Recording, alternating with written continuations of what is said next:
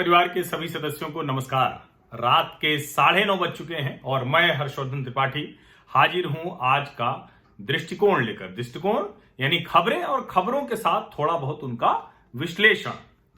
आज की जो सबसे बड़ी खबर है वो खबर ये है कि जो चाइनीज वायरस जो लगातार 10 लाख के नीचे पिछले 2 हफ्तों से चल रहा था, पहली बार संक्रमित इस वायरस से जो लोग हैं, जो भारतीय संक्रमित हैं, वो 8,93,000 रह गए। तो मुझे लगता है कि इससे बड़ी खबर कोई नहीं होगी और अच्छा है कि धीरे धीरे ही सही ये संक्रमण की संख्या जितनी कम होगी उतना हमें लगता है कि हम बेहतर स्थिति में पहुंच पाएंगे। ये बहुत अच्छी स्थिति है और जिसको हम कहें कि अगर 9 लाख के नीचे ये गया और अगर ये ट्रेंड कंटिन्यू रहता है तो जिस 15 दिन में 10 लाख से 9 लाख अगर हम आ रहे हैं तो इस हिसाब से हम हो सकता है कि त्योहारों के वक्त तक थोड़ा ज्यादा बेहतर स्थिति में रहें। लेकिन जो प्रधानमंत्री नरेंद्र मोदी ने इस वायरस से निपटने के लिए जन आंदोलन की बात की है, वो सारे एहतियात आपको लगातार एहतियात ध्यान में भी रहे और वो एहतियाती कदम उठाते भी रहना है। अब चाइनीज वायरस के बाद इससे जुड़ी दूसरी खबर ये जो सबसे जरूरी खबर है कि आखिर हमारे देश की अर्थव्यवस्था का क्या होगा। इतना बड़ा गड्ढा है, वो कैसे भरेगा। आज मॉनेटरी पॉलिसी यानी मौद्रिक नीति आनी थी, तो रेपो और रिवर्स रेपो रेट में तो कोई बदलाव नहीं है, 4 और 3.35 तो कोई बदलाव नहीं है। शक्तिकांता दास जो आरबीआई के गवर्नर हैं उन्होंने ये बताया, लेकिन जो आज उन्होंने कहा है उसमें चेतावनी भी है, चिंता भी है और थोड़ी सी आशा भी है। चेतावनी चिंता यह है कि 9.5% की गिरावट वो कह रहे हैं पूरे वर्ष के लिए, FY21 के लिए 9.5% की गिरावट, यानी जो पहली तिमाही में 23.9 थी वो कम होते होते होते भी चौथी तिमाही के बाद भी -9.5% रहेगी। हालांकि उन्होंने कहा है कि economic activity is stabilising in Q2 after 23.9% year on year decline in real GDP in Q1 April to June. यानी वो कह रहे हैं कि जो दूसरी तिमाही है जिसकी मैं बार बार बात कर रहा हूं कि जुलाई, अगस्त, सितंबर, हालांकि उसका डेटा आते आते इतना समय लग जाता है, मुझे लगता है कि देश में इस पर भी काम होना चाहिए कि जो महीने के आंकड़े आते हैं उसको कैसे जल्दी समय से लोगों के सामने पेश किया जाए, जल्दी हो, जिससे कि उससे रणनीति बनाने में आसानी हो, एहतियाती कदम उठाने में आसानी हो और कुछ बेहतर हो रहा है तो लोगों को समझ में आए कि आगे और बेहतर कैसे होगा। लेकिन हम उम्मीद करते हैं कि जब अभी आईआईपी का डेटा आएगा अगले सप्ताह, तो हम उम्मीद करते हैं कि उसमें कुछ बेहतरी हमें देखने को मिलेगा। हालांकि वो कह रहे हैं कि गवर्नमेंट स्पेंडिंग और रूरल डिमांड इसकी वजह से रुका और मैन्युफैक्चरिंग वो धीरे धीरे रिकवर कर रही है Q2 में। एग्रीकल्चर आउटलुक इज रोबस्ट, ये बहुत बड़ी बात उन्होंने कही जो मैं लगातार आपको बता रहा हूं। और merchandise exports slowly catching up to pre covid levels. हालांकि वो आगे कहते हैं कि सितंबर में भी महंगाई बढ़ी हुई है और धीरे धीरे Q3 और Q4 में टारगेट यानी 6% वहां जाके रुकेगी। उन्होंने कहा कि चूंकि जनवरी 2012 के बाद पहली बार जो मैन्युफैक्चरिंग PMI है, परचेजिंग मैनेजर इंडेक्स, जिसके बारे में हमने आपको बताया था, सितंबर 2020 में 56.8% रहा है, जनवरी 2012 के बाद सबसे ज्यादा। तो ये कुल मिला के ये संकेत हैं जिससे कहा जा सकता है कि निश्चित तौर पर इस वर्ष के लिए, इस वित्तीय वर्ष के लिए बहुत अच्छी खबरें नहीं हैं, लेकिन आशा की किरण है, बेहतरी हो रही है। सरकार को कदम समय से उठाने होंगे, उद्योगपतियों को सरकार की नीतियों का लाभ लेते हुए काम तेजी से करना होगा और जो आम लोग हैं, सामान्य नागरिक हैं, उनको कोशिश करनी पड़ेगी कि जहां भी बेहतर हो सकता है वो उसमें सहभागी बने। एक और बड़ी अच्छी खबर है, और आजकल जो कहें कि भारतीय सामरिक ताकत को लेकर ढेर सारी खबरें आती हैं। अभी रुद्रम आज टेस्ट फायर किया गया। ये रुद्रम क्या है? ये एंटी रेडिएशन मिसाइल है और ये सुखोई 30 जो फाइटर एयरक्राफ्ट है उससे किया गया। ये डीआरडीओ ने इसको तैयार किया है पूरी तरह से और ये इंडिजिनस है, मतलब भारत में ही तैयार किया गया है। ये मेक इन इंडिया है, शुद्ध स्वदेशी है। तो ये बहुत जरूरी खबर डीआरडीओ की तरफ से, और डीआरडीओ इधर लगातार ऐसे ढेर सारे सैन्य उपकरण, दूसरी बहुत सी चीजें वो बना रहा है। और अब बात बिहार चुनावों की। रामविलास पासवान जी नहीं रहे आज दिन भर, उनके पार्थिव शरीर को श्रद्धांजलि देने, उनको नमन करने के लिए सारे नेताओं का तांता लगा रहा। और राष्ट्रपति रामनाथ कोविंद जी से लेकर प्रधानमंत्री, गृह मंत्री, रक्षा मंत्री, बड़े नेता, राहुल गांधी, सारे जितने क्रॉस द पार्टी लाइन सब उनको श्रद्धांजलि देने गए। और चूंकि एक ये भी कहा जा रहा है कि क्या ये कोई इमोशनल फैक्टर बनेगा क्या चिराग पासवान के लिए। अब ये राजनीति में कई बार इमोशनल फैक्टर जो है वो बहुत दिखता नहीं है, और फिलहाल नहीं दिख रहा है, लेकिन मुझे लगता है कि थोड़ा बहुत तो इमोशनल एज चिराग पासवान को अवश्य मिलेगी। और चूंकि वो जाने से पहले जब एम्स में वो भर्ती हुए थे तो वो कह के गए थे कि अब चिराग पासवान ही पूरी तरह से पार्टी देखेंगे, तो लोगों को उनकी बात ये समझ में आएगी कि जो चिराग पासवान ने फैसला लिया है वो रामविलास पासवान जी की मर्जी से लिया गया फैसला है। अलग अलग पार्टियां हैं, सब अपने ताल ठोक रहे हैं, लगातार प्रत्याशियों को घोषित किया जा रहा है, अलग अलग सीटों पर चुनाव धीरे धीरे चढ़ रहा है। लेकिन चूंकि चाइनीज वायरस का समय है तो थोड़ा सा एहतियात भी बरतना पड़ रहा है, उतनी रैलियां नहीं होंगी, वर्चुअल रैलियां होंगी, ये सारी चीजें हैं। तो चुनाव आयोग ने सभी पार्टियों को दूरदर्शन और ऑल इंडिया रेडियो पर जो प्रचार के लिए समय मिलता है नेशनल और स्टेट पार्टियों को, यानी राष्ट्रीय और राज्य पार्टियों को, उनको दोगुना समय दे दिया है। अब वो दोगुने समय तक अपना प्रचार कर सकेंगे। बिहार के पूर्व मुख्यमंत्री लालू प्रसाद यादव को जमानत मिल गई है, लेकिन ये जमानत मिली है उनको, और उस जमानत के बावजूद अभी भी वो जेल में रहेंगे। क्यों? क्योंकि चाईबासा ट्रेजरी केस जो था चारा घोटाले का, उसमें तो उनको जमानत मिल गई, लेकिन जो दुमका ट्रेजरी केस का मामला है वो अभी भी पेंडिंग है। तो एक मामले में जमानत मिली, लेकिन उनको जेल में रहना पड़ेगा।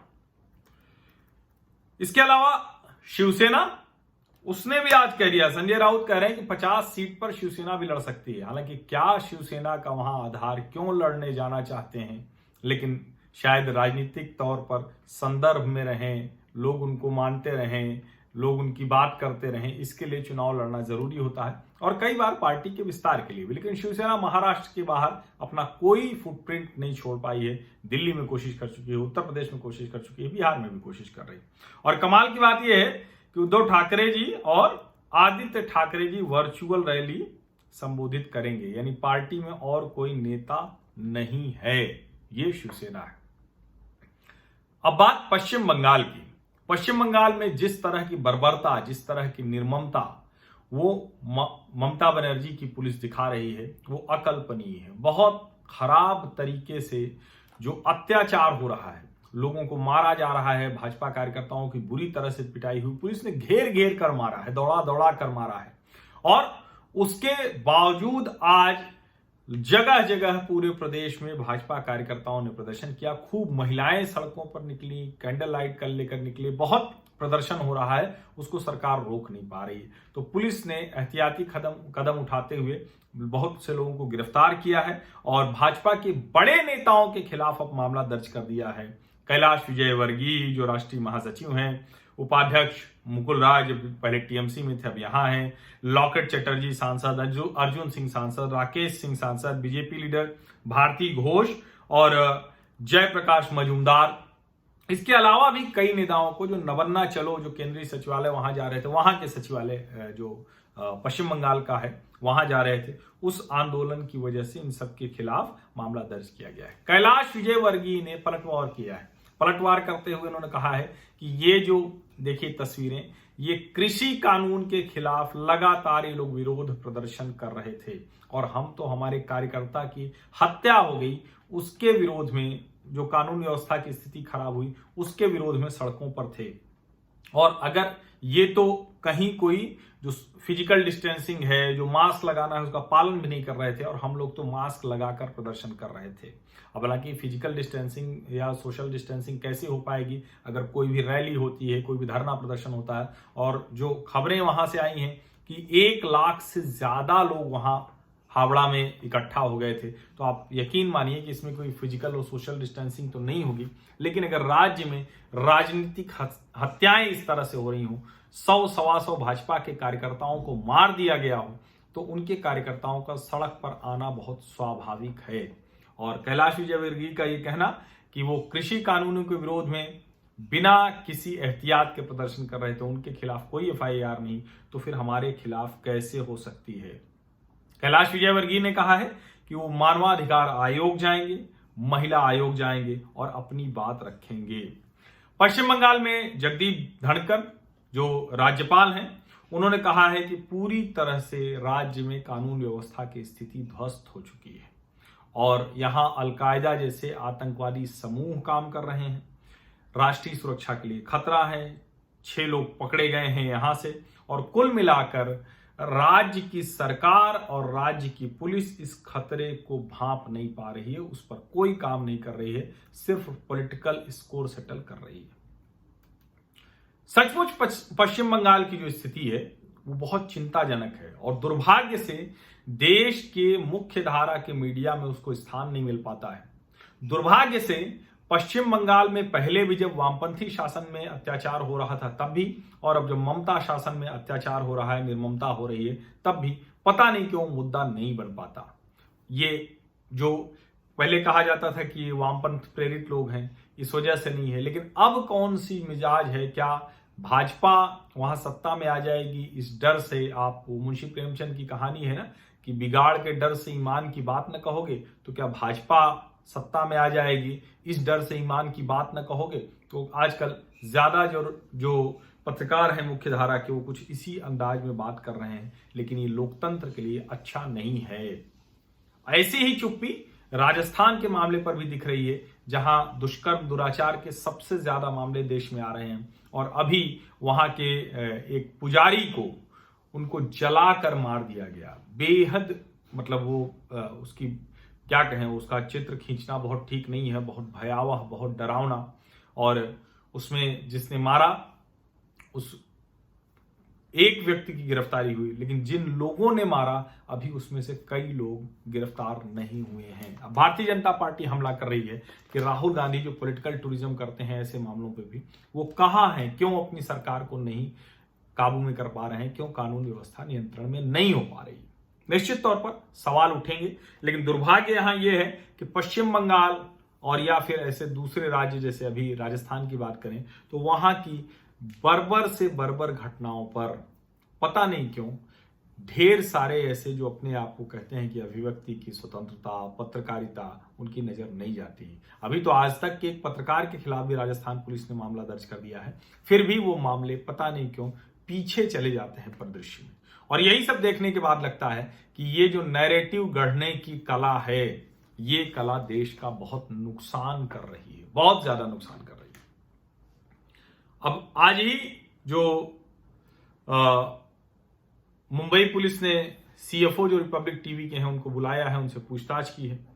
अभी सूचना प्रसारण मंत्रालय ने भी सभी टीवी चैनलों को कहा है कि आप जो cable television network regulation act 1995 है, जिसमें कोई भी कार्यक्रम अर्ध सत्य, जो अभद्र है, किसी की मानहानि करने वाला है, ऐसे जो कार्यक्रम है उनको न दिखाया जाए। उन नियमों शर्तों को आप मानिए, लेकिन कहां कौन मान रहा है? प्रतिदिन वही सब हो रहा है और टीवी धीरे धीरे जो पहले से ही था अब और ज्यादा एक दूसरे के खिलाफ लड़ाई का अड्डा बन गया है, पॉलिटिकल स्कोर सेटलिंग का अड्डा बन गया है। पत्रकार एक दूसरे से लड़ रहे हैं, टीवी चैनल एक दूसरे के ऊपर आरोप लगा रहे हैं। ये बड़ी खराब स्थिति है और इसको सचमुच सोचना चाहिए कि क्या पत्रकारिता की साख ऐसे ही गिरती रही तो उन टीवी चैनलों को कोई देखने जाएगा क्या? जो एक हमेशा कहा जाता है कि क्या वजह होती है कि एनडीए की सरकार आती है, वो एनडीए सिर्फ अभी मोदी जी वाली नहीं, अटल जी की भी सरकार थी तो शानदार काम होते थे। विकास का काम इसी सरकार में क्यों बहुत अच्छा होता है? और इसका जवाब हमेशा आंकड़ों से मिलता है। अब क्यों होता है इसको देखने के लिए जनता को देखना पड़ेगा, क्योंकि विकास पर चुनाव हो, चुनाव जीते जाए। हालांकि अटल जी को जनता ने नहीं जिताया, लेकिन अच्छा है कि इस वक्त नरेंद्र मोदी को दोबारा जनमत मिला और अभी जो सड़क राजमार्ग जो परिवहन मंत्रालय है उसके आंकड़े आए हैं, 3,951 किलोमीटर के राजमार्ग बनाए गए हैं, सड़कें बनाई गई हैं अप्रैल से सितंबर के बीच में, यानी अप्रैल, मई, जून, जुलाई, अगस्त, सितंबर, यानी 6 महीने जो इस वित्तीय वर्ष के हैं उसमें 3,951 किलोमीटर की सड़क बन गई है। यानी जब हम चाइनीज वायरस से लड़ रहे थे तब भी गडकरी जी का मंत्रालय दनादन सड़कें बना रहा था। इन खबरों पे हमेशा ध्यान देना चाहिए, वरना फिर हम पूछते हैं कि फलाना गांव बड़ा दूर है, उस शहर में आज तक सड़क नहीं पहुंची। जब हम ये कहते हैं तो हमें ध्यान में रखना चाहिए कि किन सरकारों के समय में सड़कें बन जाती हैं, किन सरकारों के समय में वो भ्रष्टाचार, लेट लतीफी, लाल फीताशाही की भेंट चढ़ जाती है। दिल्ली से आज कई खबरें हैं और अच्छी खबरें हैं, उसमें हर खबर को मैं अच्छी ही कहूंगा। एक तो जो दिल्ली में गुरु रविदास मंदिर के लिए जगह दे दी गई है, और इसके अलावा जो शास्त्री पार्क है उसका कम्युनिटी स्पोर्ट्स एंड फैसिलिटेशन, ये उस पार्क के लिए उसका वो RWA और PSU के बीच में हुआ और वो लैंड यूज चेंज किया गया है, LG अनिल बैजल ने बताया। इसके अलावा दिल्ली के मुख्यमंत्री अरविंद केजरीवाल ने बताया कि 20 करोड़ का स्मोक टावर लगेगा कनॉट प्लेस में। बहुत अच्छा काम किया है, क्योंकि केंद्र सरकार एक लगा रही है आनंद विहार में, तो इसलिए दिल्ली सरकार यहां CP में लगा रही है। और ये जो दिल्ली के CP में लगना है ये बड़ा महत्वपूर्ण इस लिहाज से भी है कि वैसे भी कनॉट प्लेस दिल्ली का दिल है, लेकिन बहुत महत्वपूर्ण वो बिजनेस डिस्ट्रिक्ट है, बिजनेस एरिया है, वहां बहुत लोग जाते रहते हैं, तो ये बहुत अच्छा। और एक और काम दिल्ली के अरविंद केजरीवाल सरकार ने आज बहुत अच्छा फैसला लिया, नीतिगत फैसला है कि अगर कहीं कोई कंस्ट्रक्शन, कोई किसी तरह का इंफ्रास्ट्रक्चर, कोई काम होता है तो 80% पेड़ दूसरी जगह लगाने होंगे। और दूसरा, उस कंपनी को, उस एजेंसी को तभी पेमेंट होगा, तभी भुगतान होगा जब 80% जो पेड़ लगाए गए हैं वो सरवाइव कर जाएंगे। तो बहुत अच्छा फैसला है। इसके अलावा भी अच्छी खबरें हैं। जीएसटी जो इंटेलिजेंस है, जीएसटी इंटेलिजेंस जो उसका डायरेक्टरेट जनरल है, उसकी गुरुग्राम जोनल यूनिट में एक व्यक्ति को पकड़ा गया है। किस लिए? उसने अलग अलग तरीके से फर्म बना ली, फर्जी कागज बना लिए, और उसके आधार पर इनपुट टैक्स क्रेडिट कितने का? 190 करोड़ का लिया, गिरफ्तार हो। एक और जीएसटी डायरेक्टरेट जनरल ने पकड़ा है। ये आदमी आईटीसी का फ्रॉडलेंट क्लेम लिया इसने, और कैश रिफंड लिया है करीब 61,000। ये लुधियाना की एक सप्लायर फर्म है जिसको शिमला में पकड़ा गया है, 14 दिन के लिए हिरासत में भेज दिया गया है। इसके अलावा एक खबर है, इकोनॉमिक ऑफेंस विंग ने प्रमोद गोयल, कृष्णचंद्र बंसल और अनिल गुप्ता, इनको पकड़ा है। ये 10 करोड़ से ज्यादा की रकम का गड़बड़ झाला इन्होंने किया था। ये तीनों डायरेक्टर इंदिरापुरम हैबिटेट सेंटर के हैं, और इन्होंने कर्ज नहीं दे पाए और जो मॉर्गेज यूनिट रखी थी उसको बेच दिया। तो ऐसी जो गड़बड़ झाले की खबरें हैं, अगर उसमें लोग पकड़े जाएं तो मुझे लगता है कि ये बहुत अच्छी खबर होती है। इसको पता नहीं क्यों मुख्य धारा के चैनल अलग से खबरों के तौर पर दिखाते नहीं। और महाराष्ट्र में भी आज एक जासूस पकड़ा गया है, या जासूस से ज्यादा कहें कि वो देशद्रोही व्यक्ति जो पाकिस्तान की इंटेलिजेंस एजेंसी ISI को HAL की बहुत सी जानकारियां दे रहा था, और उसको आज पकड़ लिया है ATS महाराष्ट्र ने। इसके अलावा central bureau of investigation CBI ने नए मामले दर्ज किए हैं, सारंग और राकेश बधावन। ये कौन है? HDIL वाले हैं, लोन वाले मामले में लोन डिफॉल्ट किया, विलफुल डिफॉल्टर हैं, इनके खिलाफ मामला दर्ज किया है। और महाराष्ट्र में, मुंबई में 10 से ज्यादा जगहों पर सर्च की गई, खोजबीन की गई।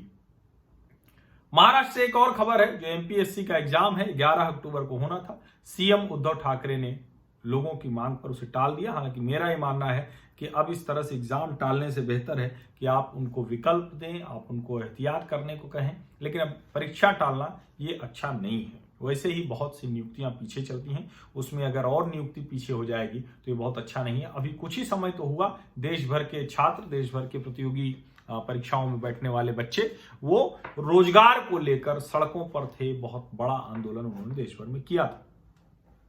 आंध्र प्रदेश की सरकार ने सभी जितने भी किसान हैं उनके लिए जो नोटिफाइड क्रॉप है, यानी ऐसी उपज जिसको सूचीबद्ध किया है सरकार ने, उनको 100% फ्री क्रॉप इंश्योरेंस देने का फैसला लिया है। और ई क्रॉप उनका एंड्रॉयड बेस्ड क्रॉप रजिस्ट्रेशन है रियल टाइम में, उसके जरिए वो मिल जाएगा। बहुत अच्छी खबर है। मुझे लगता है कि सभी सरकारों को बीमा और इन सब में जितनी रियायत हो सके वो देना चाहिए। उनको कीमत मिल सके, गड़बड़ हो तो उनको उसका भुगतान हो सके, भरपाई हो सके। तमिलनाडु के मुख्यमंत्री ने प्रधानमंत्री नरेंद्र मोदी को एक कहें कि उनको साधुवाद दिया है, धन्यवाद दिया है। क्यों? क्योंकि जो पीजी डिप्लोमा कोर्स है आर्कियोलॉजी में, उसके Pandit Deendayal Upadhyay institute of archaeology में उसकी जो योग्यता है वो तमिल में मास्टर्स डिग्री जरूरी करने को कहा था न्यूनतम योग्यता के तौर पर, और वो मान ली गई। मुझे लगता है कि जिस राज्य की जो भाषा है वहां उसको बढ़ावा देना वो बहुत जरूरी है, दिया जाना चाहिए। और अब बात उत्तर प्रदेश की। उत्तर प्रदेश में उपचुनाव होने जा रहे हैं, उसमें से 5 पर प्रत्याशी कांग्रेस ने घोषित किए हैं। नौगांव से डॉक्टर कमलेश सिंह, बुलंदशहर से सुशील चौधरी, टुंडला सुरक्षित से स्नेहलता, घाटमपुर सुरक्षित से कृपाशंकर और देवनिया से मुकुंद भास्कर मणि त्रिपाठी। झारखंड की बरमो विधानसभा से कांग्रेस से कुमार जयमंगल लड़ेंगे। मध्य प्रदेश में भी चुनाव बहुत तेजी में चल रहा है और शिवराज सिंह चौहान ने कहा है कि कमलनाथ सरकार ने खराब फसल के लिए पैसे नहीं दिए। अब मैं कह रहा हूं कि 4000 करोड़ की राशि, राहत राशि किसानों के खाते में डाली जाएगी। जिनकी फसल खराब हुई उन सबको राहत की राशि और फसल बीमा योजना से पैसे दिए जाएंगे। उन्होंने ये भी कहा कि कभी वो सोफे वाले ट्रैक्टर में घूमते हैं, कभी कुछ करते हैं, उनको दरअसल खेती के बारे में पता नहीं है। राहुल गांधी के बारे में कहा और उन्होंने कहा कि हम किसानों को, और ये सच भी है कि अगर शिवराज सिंह चौहान ये कहते हैं तो मध्य प्रदेश एक ऐसा राज्य है जो उनके शासनकाल में 10% से ज्यादा की कृषि विकास की रफ्तार दर्ज करने वाला अकेला राज्य था लगातार। और अब बात जम्मू कश्मीर की। वहां सिनेमा हॉल खुल गए, कोचिंग सेंटर खुल गए, बार खुल गए, सब कुछ खुल गया है। कल से खुल जाएगा ये, और कुछ 15 अक्टूबर से। जो माता वैष्णो देवी के श्रद्धालु जाना चाहते हैं दर्शन के लिए, वो 5000 से अब 7000 प्रतिदिन हो गए हैं। और इसके अलावा वहां पर नई जो औद्योगिक नीति आ रही है उसके जरिए 25,000 करोड़ रुपए का निवेश होगा अगले 3 महीनों में। भीमा कोरेगांव मामला आपको ध्यान में जरूर होगा। भीमा कोरेगांव मामले में नेशनल इन्वेस्टिगेशन एजेंसी ने चार्जशीट दाखिल कर दी है 8 लोगों के खिलाफ। आनंद टेलटुम्बडे, गौतम नवलखा, हनी बाबू, सागर गोरखे, रमेश गायचोर, ज्योति जगताप, स्टेन स्वामी और मिलिंद टेलटुम्बडे। ये जो स्टेन स्वामी है ये रांची से पकड़े गए हैं। ये सारे के सारे लोग भीमा कोरेगांव में ये सब आरोपी हैं। अफगानिस्तान से जो वहां की high council for national reconciliation के चेयरमैन डॉक्टर अब्दुल्ला आए हैं। प्रधानमंत्री से वो मिल चुके थे और आज डॉक्टर एस जयशंकर विदेश मंत्री से भी मुलाकात की। दोनों ने भारत अफगानिस्तान के रिश्तों को आगे बढ़ाने पर बातचीत की। और एक खबर जो चौंकाने वाली है लेकिन है, पाकिस्तान ने भी टिकटॉक पर प्रतिबंध लगा दिया है। और आप सोचिए कि आज नहीं तो कल पाकिस्तान को सब वही करना है जो हिंदुस्तान करेगा। तो अच्छा हो कि वो ये बात समझ ले। वैसे भी चीन का साथ जो है वो खतरनाक है सेहत के लिए पाकिस्तान की, क्योंकि भारत तो निपट लेगा, पाकिस्तान निपटने की स्थिति में नहीं है। अच्छा हो कि ये बात वो समझ जाए। और नोबेल कमेटी ने Nobel peace prize 2020 world food programme को दिया है। तो कुल मिलाकर आज का ये दृष्टिकोण, आज की ये खबरें और मैंने जो पहले भी आपसे कहा था कि चुनाव की खबरें लगातार होगी, मैं कोशिश भी कर रहा हूं कि प्रतिदिन कम से कम बिहार विधानसभा चुनाव पर एक कम से कम बातचीत हो, वो होती रहेगी। धीरे धीरे मैं कोशिश करूंगा कि विधानसभा वार भी बातचीत आपसे शुरू करूं, जल्दी वो करूंगा। तब तक आप देखते रहिए दृष्टिकोण नियमित रहेगा। इसके अलावा कोई एक तय समय करूंगा जिस पर विधानसभा वार चर्चा भी करूंगा। आप लोगों के मन में कुछ है, आप बिहार के मतदाता हैं, तो आप विकल्पों को देखिए, मुझे भी बताइए और खुद भी समझिए। मुझे बताइए कि आपके विधानसभा की क्या स्थिति है, क्या समीकरण है, किस प्रत्याशी को वोट दे रहे हैं, किसको नहीं दे रहे हैं। बहुत बहुत धन्यवाद।